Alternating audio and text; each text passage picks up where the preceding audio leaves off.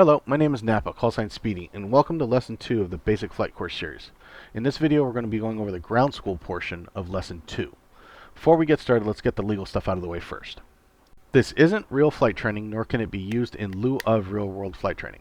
Some techniques and procedures taught here are based on real-world techniques, but are adapted for simulator use. All techniques, procedures, and concepts are from public open source documents. All opinions and comments stated in this video series are those of the producer and do not reflect any official policy of the DoD or its components. Alright, let's get this show on the road. Our learning objectives for today will be getting a basic understanding of basic aviation communication and towered and non-towered airfield procedures. Let's get started. First, let's talk about some of the charts that DCS comes with. By default, the Caucasus map comes with several charts. Some of the other maps have charts as well, but for the core map that comes with the game, these are it. Aerodrome charts and visual operations charts. Not to be confused with instrument approach charts. I'll be honest with you, the visual operation chart is kind of useless within the context of DCS. That chart is designed to be a standard procedure for entry and exit to the airfield airspace. But Napa, that's a good thing. That's how they do it in real life. That's how we should do it in game. You are not wrong.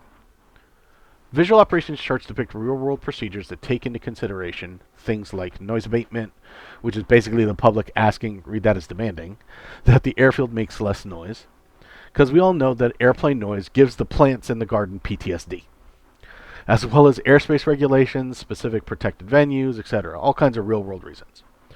Reasons that don't apply in DCS. We don't have Joe or Jane Public calling Eagle Dynamics saying that we're making too much freedom noise flying around Georgia, Russia, Syria, UAE, etc. Hence my comment of it being useless. But what isn't useless is the aerodrome chart. That is very applicable and very useful. Let's go into this one for a quick minute and see how to read it.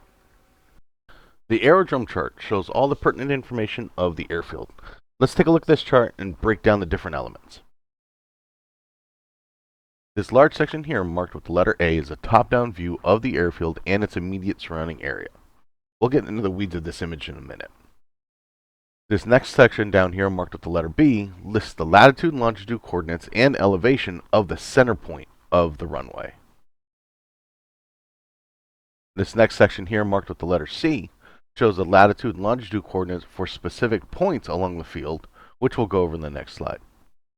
And this next section here, marked in D, is listing detailed information on the runways. Length, total versus usable, width, Latin long coordinates for the ends of the runways, also known as runway thresholds. And this last section here, marked with the letter E, details all the frequencies for tower, ground, and any navigation aids that are on the field. Let's take a closer look at that section with the top-down view of the airfield and the surrounding area. The aerodrome chart's airfield layout is probably one of the most helpful parts of the chart. From the other section of the chart, we have the specific identified points and the runway center marked, as here with these red arrows identifying that. What is specific to this area of the chart is the actual runway heading and elevation. Runways are marked to the nearest 10th magnetic heading, and the actual magnetic heading of the runway can be as much as 10 degrees plus or minus of the marked runway number. Identifiers for the taxiways, as well as info on the TACAN station on the airfield. We'll get into what a TACAN is and how it works in later classes. Airfields can be a chaotic beehive of activity, with a number of aircraft trying to arrive, leave, land, and take off all at the same time. The airfield pattern or circuit is a baseline procedure that is used to sort, organize, and structure how to safely operate multiple aircraft in the same airfield or airspace at the same time. Circuit or traffic pattern is essentially a rectangular pattern around the airfield using either left-hand or right-hand turns. Unless published otherwise, the standard is usually left-hand turns. Yes, there are cases where it's different, and you will choose to go the right instead of the left, but with all things being equal, an airfield with a single runway, the default is usually left. With aircraft we typically fly in DCS, the standard airfield pattern altitude is typically 1,500 feet above ground level.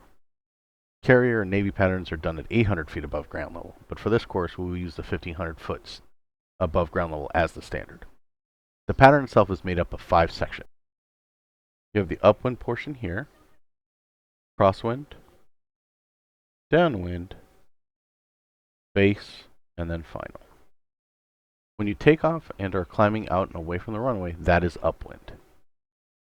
The first turn from upwind is the crosswind.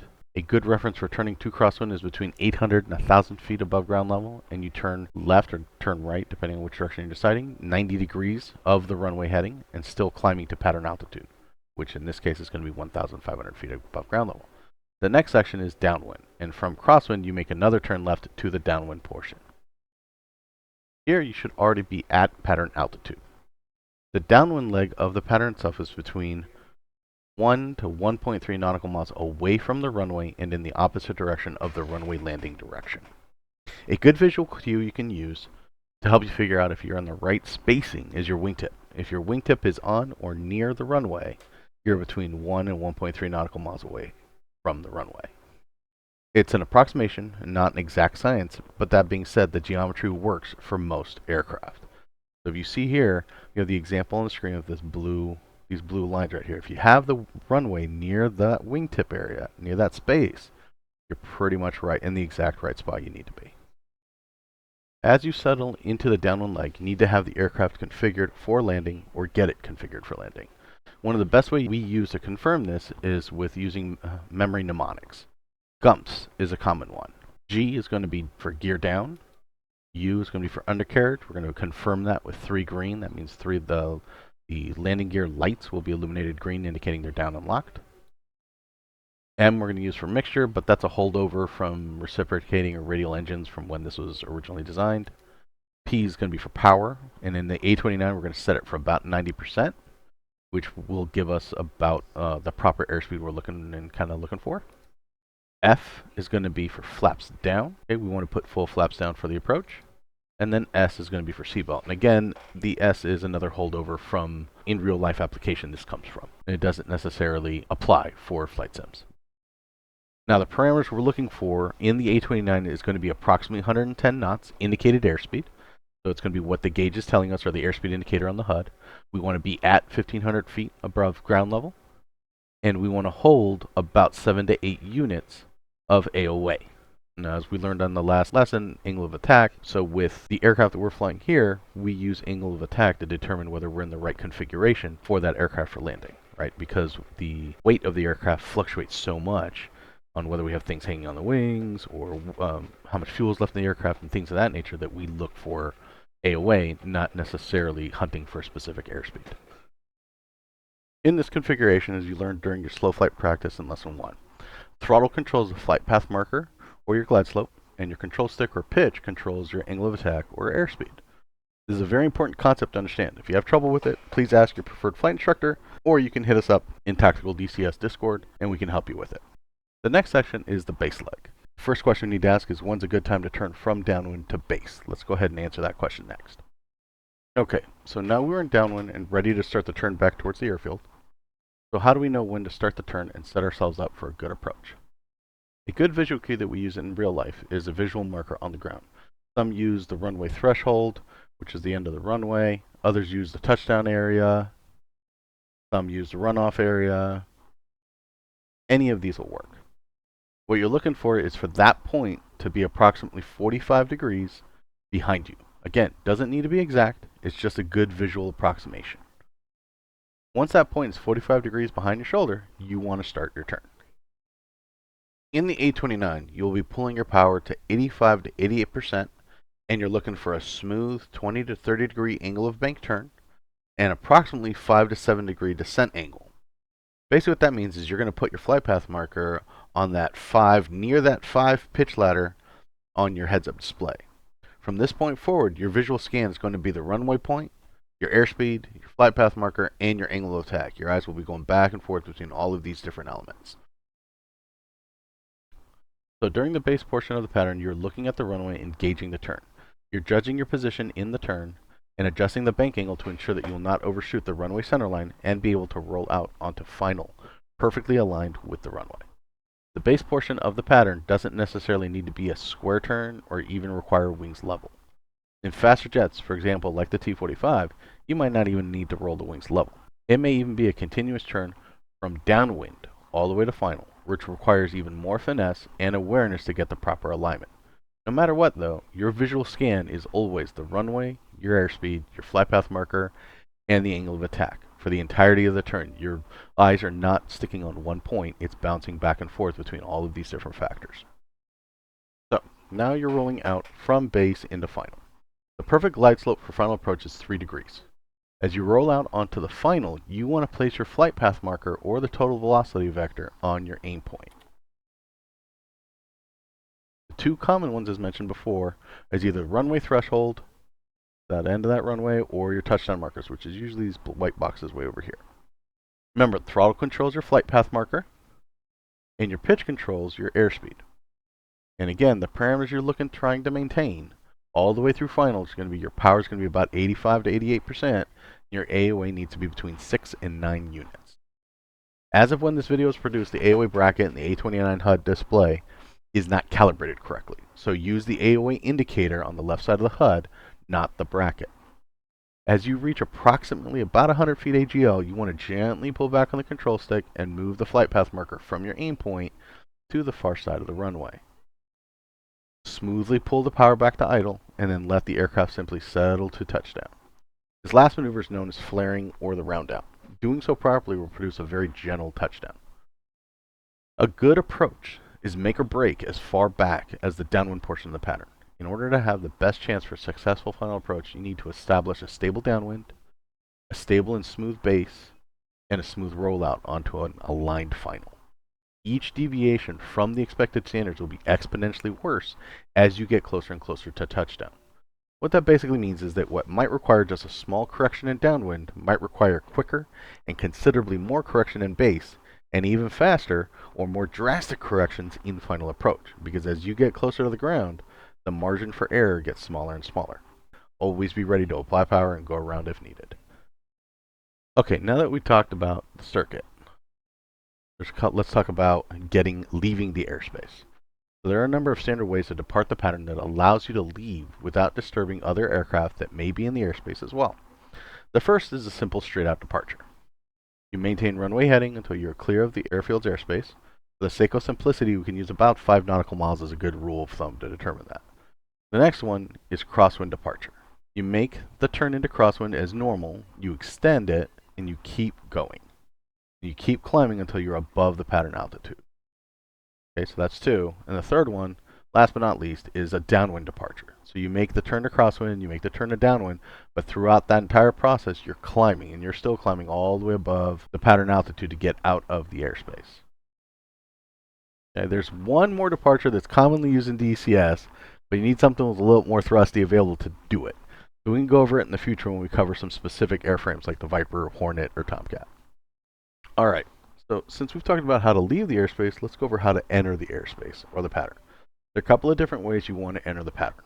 You want to do a 45-degree entry to downwind. You want to do a direct to downwind entry, a crosswind entry, or an initial or upwind entry. Now, the initial and upwind is usually reserved for overhead brake patterns, which will be covered in a later video. These are typically the most common taught, but by no means the only way to do so. The reality is that as pilots, we look at each situation, analyze it, and determine our options and go from there. You can enter from base, or even do a long straight-in landing, which is essentially a really long, just simple final approach. The problem with those is that they can be quite disruptive to other aircraft that are already in the pattern, but they are options or even utilized even in real-life operations.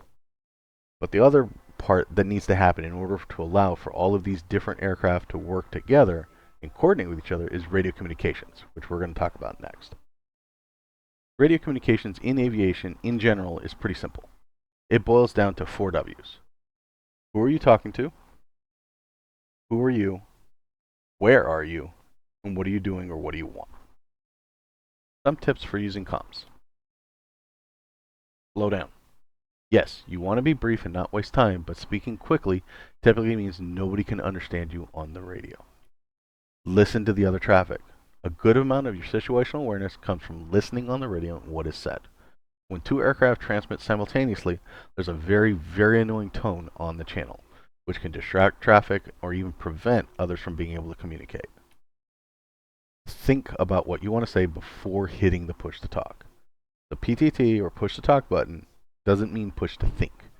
Think about what you want to say, how you want to say it, and then hit the push to talk button.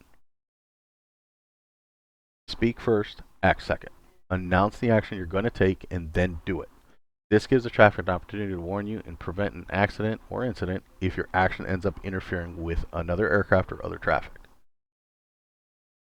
Keep it simple. KISS concept. Keep the transmission simple and clear. If you think you sound cool, but people don't understand you, you're actually going to sound stupid. Plain English is okay too. If you don't know the brevity terms or some specific nomenclature, using plain English is always an acceptable alternative to not communicating. Something is always better than nothing. Okay, so airfield SOPs are standard operating procedures. Airfield operations in DCS basically falls into two categories, non-towered and towered. Non-towered is when the aircraft is flying in the area or taxiing on the ground are responsible for their own traffic deconfliction. Aircraft talk to each other and self-coordinate their movement. Towered. Towered is when there's an agency and or person controlling all movements on or near the airfield. They clear the aircraft for taxi, takeoff, enter the pattern, landing, leaving the pattern. They do all kinds of stuff. And that towered operations can also mean multiple frequencies as well. But wait, Napa. DCS has an in-game ATC. That means that all airfields are towered. You're not wrong. DCS does have an in-game ATC, but it is not the best. And it isn't really useful or helpful. Beyond talking to them at night in order for the system to turn on the airfield lighting, I don't really recommend using the airfield side of the AI comms. Instead, most of us will use non-towered procedures just to make it easier. So let's break down towered airfields a little bit more here, okay? At towered airfields, the control is typically split between ground and tower. Ground controls and coordinates all movements on the airfield itself. And tower controls and coordinates movement on the runways and above the airfield. They could be on separate frequencies as well. With some of the larger airfields in real life, they could have a third frequency used for coordinating approach into the pattern, when you would be directed to switch frequencies and contact tower. In most cases in DCS, if you have a live controller acting as ATC, they typically combine tower and ground on the same frequencies, so the single person will control and coordinate all movement on or above the airfield. In real life, the size of the airspace that tower is responsible for above the airfield is different depending on the types of airspace it is. It can range from 5 nautical miles out to 30 nautical miles. But for the sake of simplicity, within DCS, an acceptable airspace sector can be a radius of about 5 nautical miles for the airfield. Here's an example of what comms sounds like talking to ground. As you will see, communications is a request and then clearance and readback to confirm. All comms in that same format. Who am I talking to? Who am I? Where am I? And what do I want? We'll go with here. So aircraft goes Kataisi ground, Jedi 1-1 at the north ramp, request taxi. And ground will respond with Jedi 1-1 ground. Taxi to hold short, runway 07 via Alpha, November Alpha. So Jedi 1-1 is over here, and they've been given clearance to taxi via November. So we see N here, right? This right here is marking N, so this whole taxiway here is N. Via November Alpha all the way to 07. Taxi, hold short, via 07 via November Alpha Jedi 1-1. So that's him confirming the clearance that ground gave him. So he taxis all the way here and he holds short, right over here just outside the runway. Kataisi Tower Jedi 1-1 holding short 07. Jedi 1-1 ground, contact Kataisi Tower on 134.30. So he told Tower, hey, I'm here, right where you told me to. Tower's telling him, okay, contact Tower for clearance. He confirms Kataisi Tower on 134.30 Jedi 1-1. That's him confirming, okay, got it. You're telling me to switch the frequencies, got it. Next is going to be an example of what, continuing that on, what example, a comm example is, we're talking with Tower. Kataisi Tower, Jedi 1-1, holding short 07, ready for departure. Okay, aircraft's calling Tower, tell him, hey, I'm here, I'm ready to go. Tower says, Jedi 1-1, Tower, cleared for takeoff, runway 07, winds 25010. So that's the Tower informing him of giving him updated winds information. Cleared for takeoff, runway 07, Jedi 1-1. Him confirming that his clearance. And then as he takes off, Jedi 1-1 tower, contact magic on 253. So he's giving him permission to do a frequency change after taking off. And then again, the aircraft confirming that clearance, contacting magic on the assigned frequency. So here's what a complete communications example would be for at a towered airfield.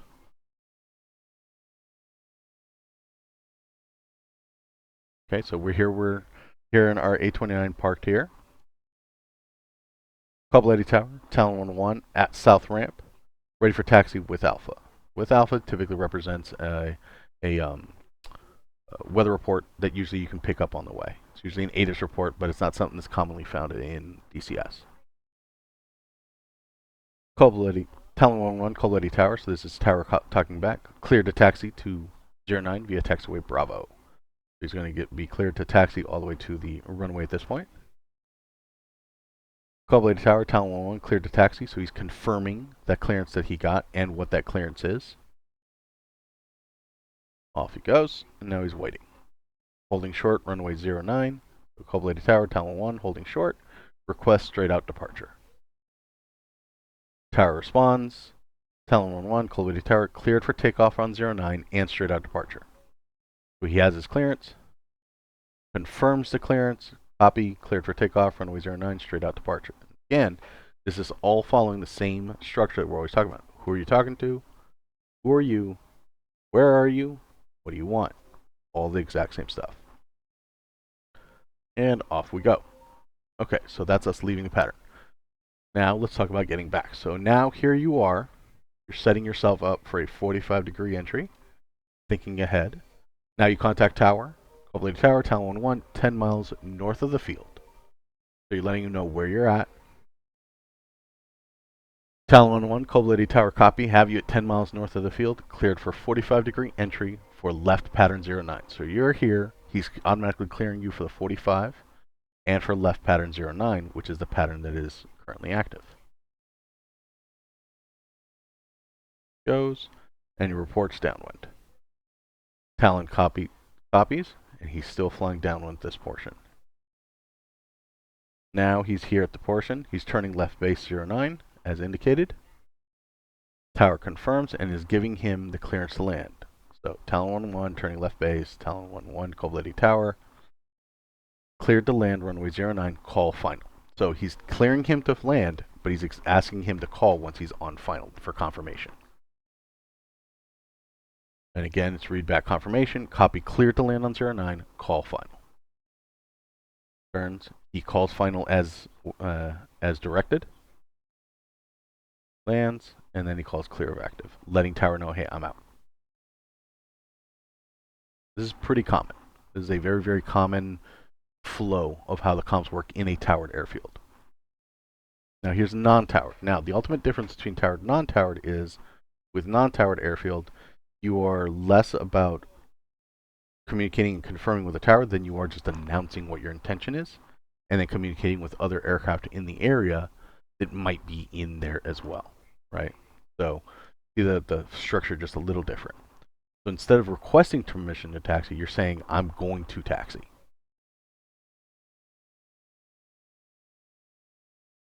And once you get there, you let traffic, so you're talking to traffic, not to tower. So Nellis traffic, Talon 1-1, holding short, straight out departure. You're letting them know, hey, I'm here, I'm about to take the runway, I'm going. Now I'm going to take the runway at this point, and I'm heading out. So again, it's the same structure we've all been used to, right? Who am I talking to? Who am I? Where am I? What do I want? So now let's look at the example about getting back into the pattern. So Nellis traffic, who are you talking to? Talon 1-1, who are you? Where are you? 10 miles north of the field. And you're setting yourself up for a 45-degree entry for left pattern 09. You report you're on downwind. You report you're turning base. On base. You report you're on final.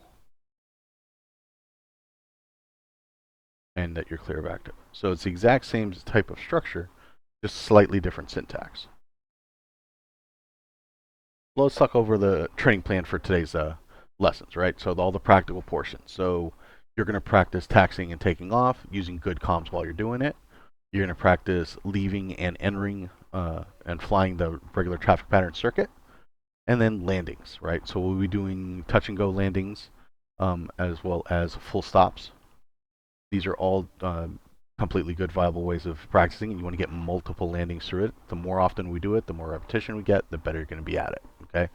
So the goals that you're looking for in each of these progressions is going to be safely and efficiently taxiing with good comms, taking off, again using good comms and without any having any incidents or accidents happening, being able to enter the pattern using good comms, being able to land the aircraft and not only land it, but land and be able to use it again. So safely land the aircraft, and then work to maintain situational awareness throughout the flight. These are all these goals that we're going to be working on today. All right, so go ahead and hop in the aircraft, and good luck with your training.